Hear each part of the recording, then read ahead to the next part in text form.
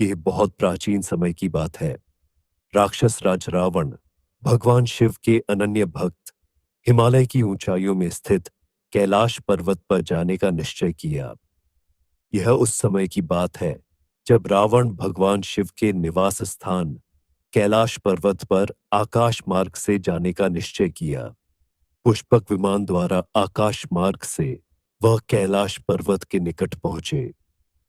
साथ में वीर योद्धा, उनके बेटे इंद्रजीत और कई महान योद्धा चल कुछ दूरी तय करने बाद पुष्पक विमान नीचे की ओर आते दिखाई देता है।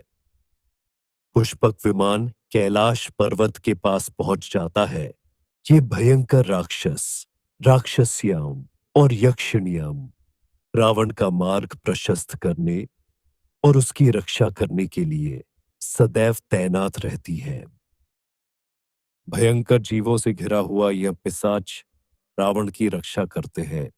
कहा जाता है कि रात के अंधेरे में इन यक्षिणियों की शक्ति बढ़ जाती है। रावण कैलाश पर्वत की शांत और दिव्य वादियों में ध्यानमग्न होकर बैठ गए। उनकी आंखें बंद थीं, मन में शिव का स्मरण और हृदय में उनकी महिमा का गुणगान कर रहा था। तभी रावण ध्यान कर रहा था और तभी रावण को कुछ सुनाई दिया और तभी रावण ने एक मधुर गीत की रचना की। ध्यान की उस गहराई में रावण के भीतर से एक अनोखी प्रेरणा प्रकट हुई। उन्होंने अपनी वीणा उठाई और अपनी अद्भुत कला से एक ऐसा मधुर गीत रच डाला जो हिमालय की घाटियों में गूंज उठा। वह गीत न केवल शिव की महिमा का वर्णन कर रहा था, बल्कि प्रकृति को भी मानो जीवन दे रहा था।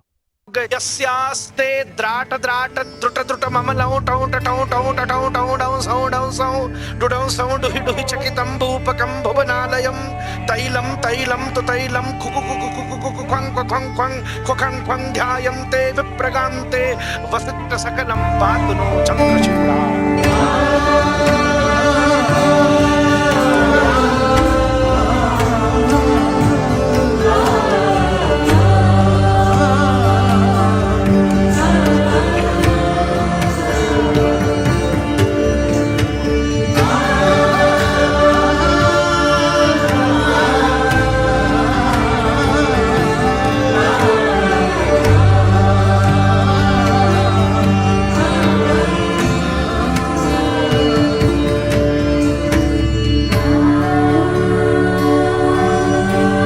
शिव ने उस संगीत को सुना और मुस्कुराए।